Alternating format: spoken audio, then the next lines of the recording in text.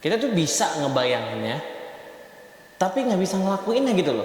Padahal rakyat gak diajak ngobrol.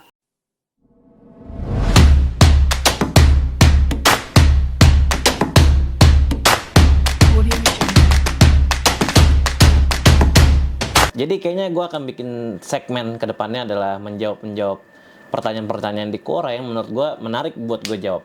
Pertanyaannya mungkin akan gue tampilkan, namun jawaban yang akan gue bacakan mungkin agak sedikit berbeda cara menyampaikan, namun intinya sama lah. Ini dia. So today pertanyaan Quora kali ini adalah apakah DPR bisa dibubarkan? Wah. Jadi cukup menarik ya ketika kita membicarakan pembubaran DPR ini kan sebenarnya gue tahu nih basis pertanyaannya adalah ketika kita sudah melewati demo-demo panjang, demo-demo yang cukup melelahkan pada dari 25 sampai 31 Agustus memakan banyak korban, kita tahu ketidakadilan bersama dengan masyarakat seperti kita lo dan gue gitu loh. Dan emang sebenarnya mulut awalnya itu memang berasal dari pernyataan-pernyataan anggota legislatif gitu loh, atau DPR gitu. Meskipun memang ini menurut gue pribadi ya, ini opini gue pribadi, ini adalah tip of the iceberg dari kebijakan-kebijakan dari pemerintahan yang sekarang yang sudah berjalan udah mau setahun nih gitu loh. Nah ini muaknya masyarakatnya tumpah dalam demonstrasi yang kalau gue pribadi nggak sangka ini gede banget gitu. Jadi balik lagi ke pertanyaan, apakah DPR bisa dibubarkan apa enggak? Jawabannya nanti bakal gue share di bawah kalau jawaban di Quora gue, tapi sebenarnya sih nggak beda jauh ya dengan apa yang gue akan omongin di sini. Kita tuh punya sejarah pembubaran DPR itu kan ada 2 kali ya upaya dan ada 1 kali yang berhasil. Nah ini nggak gue tulis di Quora gue nih.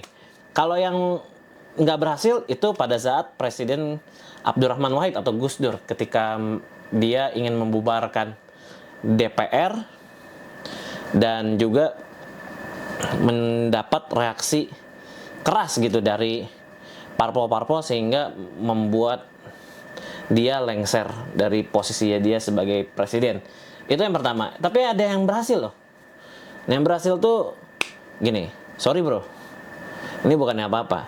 Hanya Soekarno pada saat itu yang bisa membekukan DPR dan menggantinya dengan DPR gotong royong pada saat itu dari tahun 60 sampai dia lengser di 65 ya. Itu hanya dia yang bisa membubarkan DPR dan menggantinya sebagai DPR gotong royong. Tapi pergantian dari DPR menjadi DPR gotong royong yang semua anggotanya itu dia yang angkat, itu juga bukan berarti semata-mata kebijakannya berjalan dengan mulus. Pada akhirnya Soekarno pada saat itu kan menjadi salah satu figur yang bisa dibilang mempunyai seluruh kuasa gitu loh, mempunyai semua power gitu, sehingga ya pada akhirnya itu menjadi pelajaran tersendiri bahwa memang harus ada check and balance, dan pada saat itu kehilangan juga kita check and balance-nya.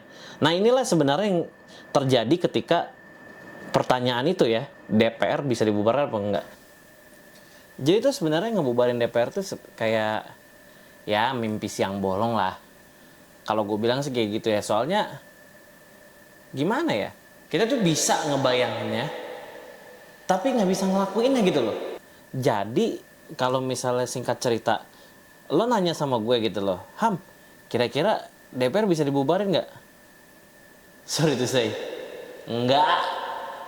Ya kalau misalnya kita ngomongin kayak oke, kita bubarin DPR yuk gitu kan, kayak ngomong-ngomong di warkop gitu kan, ngomong sama teman-teman lo, ayo kita ngomong, wah bubarin DPR aja lah, itu udah pada nggak bener gitu. Iya ngomongnya gampang, tapi tuh kita tuh kan nganut sistem trias politika ya, dimana ada eksekutif, yudikatif, terus legislatif, dan ketiganya itu berkesinambungan saling menjaga menjadi check and balance untuk satu sama lain gitu loh. Dimana yudikatif juga diawasi oleh legislatif dan juga legislatif juga menguasai eksekutif, eksekutif membuat kebijakan untuk yudikatif dan juga untuk legislatif sahkan gitu, dan juga yudikatif juga sifatnya mengontrol antara legislatif dan eksekutif jika ada apa-apa, jika ada something happens in this country gitu loh. Jadi jawabannya tuh nggak bisa gitu loh.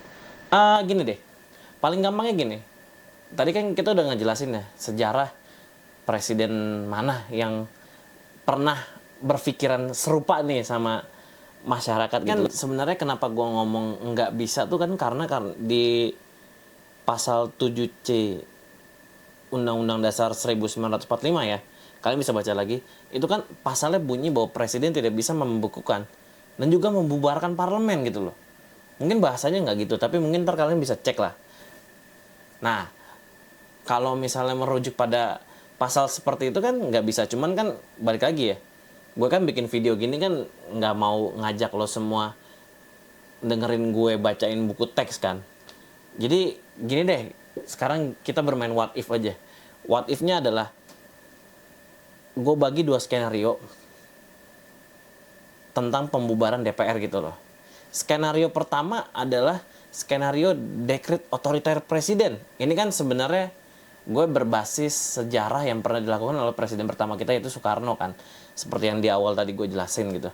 Jadi skenario ini adalah skenario dekret otoriter presiden. Kita bermain what if ketika presiden membubarkan atau membukukan DPR gitu loh. Membubarkan lah, karena pertanyaannya membubarkan. Kalau misalnya dekret itu tiba-tiba keluar gitu, presiden tiba-tiba mengumumkan bahwa parlemen dibubarkan gitu loh. Sekarang tergantung sama saya gitu loh. Saya yang menentukan semuanya gitu loh. Oke.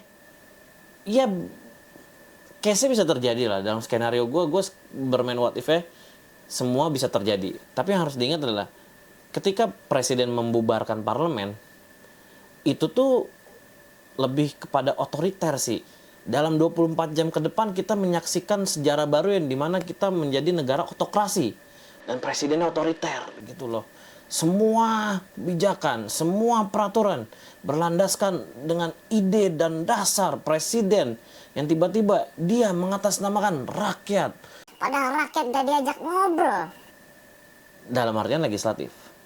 Nah, ketika kita bermain skenario itu kan, itu kita bisa ngebayangin lah ke depannya. Gue ngajak lo ngebayangin lah ke depannya, nanti di komen lo tulis aja gitu loh. Tapi sekarang juga gue akan menghadirkan satu kartu liar gitu loh. Jadi kartu liarnya ketika otoriter presiden itu keluar, itu kartu liar di siapa? Ya balik lagi, trias politika, eksekutif, legislatif, yudikatif. Legislatif dibubarkan, berarti kan tinggal eksekutif versus yudikatif. Kartu liarnya adalah yudikatif, di mana di sini adalah aparat keamanan, yaitu TNI dan Polri. Oke, kalau dia bisa punya niat baik untuk mengembalikan trias politika kita gitu loh. Oke, nggak bisa nih presiden kayak gini. Lu main enak-enakin aja bubar-bubarin parlemen. Ya udah, gue balikin nih parlemennya. Kalau dia mikirnya kayak gitu. Tapi kalau misalnya dia mikirnya ternyata, bubarinnya nih presiden egois juga, jadi dia yang ngambil alih. Nah, kebayang nggak? Oke, tadi kan skenario pertama itu dekret otoriter presiden. Gue ajak lo bermain di skenario kedua, yaitu soal people power gitu loh. Alias amuk massa, kekuatan publik gitu loh. Ceritanya publik udah mulai gerah lah sama DPR ini. Ini kan sebenarnya apa yang bisa mendasari semua gerakan ya. Yaitu adalah ketika publik gerah dengan pemimpin mereka, pejabat mereka, terutama legislatif gitu. Oke lah gini, singkat cerita people power ini berhasil gitu loh. Yes gitu, berhasil gitu. Kita bisa bilang bahwa ini adalah kemenangan publik. Kita bisa membubarkan orang-orang yang kita kira mewakilkan, ternyata enggak gitu loh. Nah, kita bayangin aja ya. Oke lah, itu menjadi kemenangan kecil sesaat ya. Itu kemenangan kecil yang kita bisa bayangin, iya sih ini kemenangan nih, kita bisa nguasain. Tapi gue bakal ngajak lo semua ngebayangin, what if ketika people power itu menang gitu loh. Nah, ini dia. Jadi kalau misalnya people power itu menang, kalau gue sih ngebayanginnya gini sih, itu akan menjadi kemenangan-kemenangan kecil ya. Tapi dalam artian gini, dalam 24 jam, kita bakal dihadapkan dengan perang-perang skala kecil gitu loh. Tentang siapa yang akan membina peraturan negara ini gitu loh. Tentang siapa yang akan merumuskan gitu loh. Apakah kelompok A, B, C, Z gitu loh. Ini kan Indonesia ini kan banyak ya. Hampir 270 juta jiwa. Hampir 300 juta jiwa loh. Dan semua orang pasti punya pemikiran yang mereka pikir itu benar gitu loh. Terus siapa yang mau bikin undang-undangnya? Terus kelompok mana yang bakal mewakilkan kelompok ini, masyarakat A atau B, atau kelompok A mewakilkan kelompok B, C, D? Ya ini bakal menjadi ngedorong kita perang-perang sipil di skala-skala kecil gitu loh. Malah menjadi demonstrasi, malah bukan menjadi demonstrasi, malah menjadi, kalau menurut gue menjadi kisruh baru gitu loh. Nah ini sih yang menurut gue people power menang. Oke, it's okay, itu menang. Tapi ya itu, dalam 24 jam ke depan ntar semua orang bakal merasa bahwa iya gue punya hak di sana, iya gue juga punya hak di sana. Nah ini dia yang berat nih. Dan pasti kartu liarnya tuh balik lagi ke TNI atau Polri ya. Mereka kira-kira bakal bersikap seperti apa gitu loh di skenario people power ini gitu loh. Karena kan gini, TNI dan Polri ini kan pada akhirnya mereka berada di posisi terhimpit gitu loh. Mereka rakyat, tapi mereka juga punya tugas untuk membela eksekutif gitu loh. Atau membela parlemen gitu loh. Apakah mereka justru akan berpihak pada rakyat, atau justru mereka malah menunggangi aksi rakyat untuk mengambil alih kepemimpinan? Nah kan balik lagi ke situ jadinya. Jadi sebenarnya ya kartu liarnya tetap di yudikatif ini. Makanya trias politika itu saling berkesinambungan, karena itu selain berperan sebagai check and balance, mereka ini memang saling dibutuhkan dan perannya sudah tertata rapi masing-masing gitu loh. Jadi kalau misalnya merujuk kepada pasal 7C Undang-Undang 1945 bahwa presiden tidak bisa membukukan atau membubarkan parlemen, ya iya juga karena perannya di situ gitu loh. Ngerti nggak?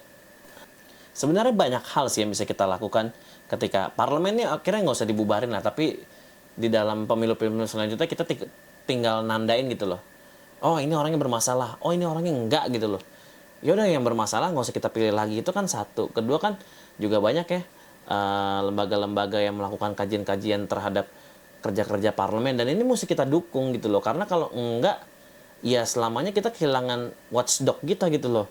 Terus ketiga juga balik lagi ke media massa, dan juga balik lagi lah ke itu semua, bahwa kita nih mempercayai bahwa sistem trias politika ini ya akan berjalan semestinya ketika semuanya diawasi dengan baik gitu loh. Intinya tuh ngebubarin parlemen tuh sama aja ngebakar lumbungnya untuk ngusir tikus. Kita nggak dapat apa-apa, tikusnya juga kebakar. Ya udah, kita besok makan apa gitu kan. Ya seperti itulah kira-kira. Jadi sebenarnya pada intinya ngebubarin DPR tuh nggak bisa banget. Dan gue sih percaya bahwa DPR tuh adalah cerminan dari pemilihnya.